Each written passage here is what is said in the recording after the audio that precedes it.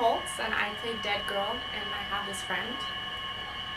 And this was pretty much every girl, wasn't it? Yes, yes it was.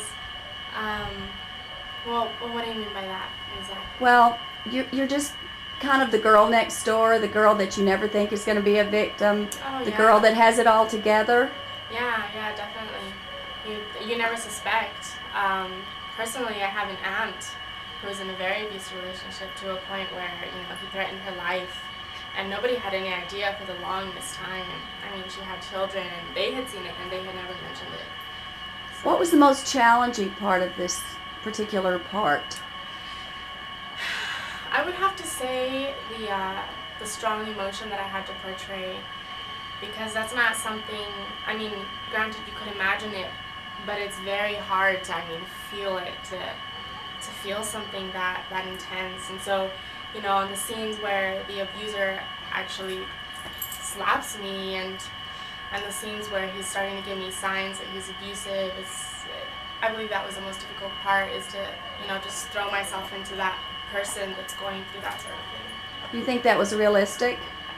Oh yes, I do believe so. I think there were a lot of good parts in the play that showed the subtle signs of it, because I think that's maybe the toughest part, is trying to catch those subtle signs in time. I think that's probably why women lose their lives, is because they don't catch those signs, or as soon as they do, it's too late. You must have really portrayed this in a very effective manner, because I understand that there were some girls in the audiences that were emotionally affected and brought to tears. Did you see that?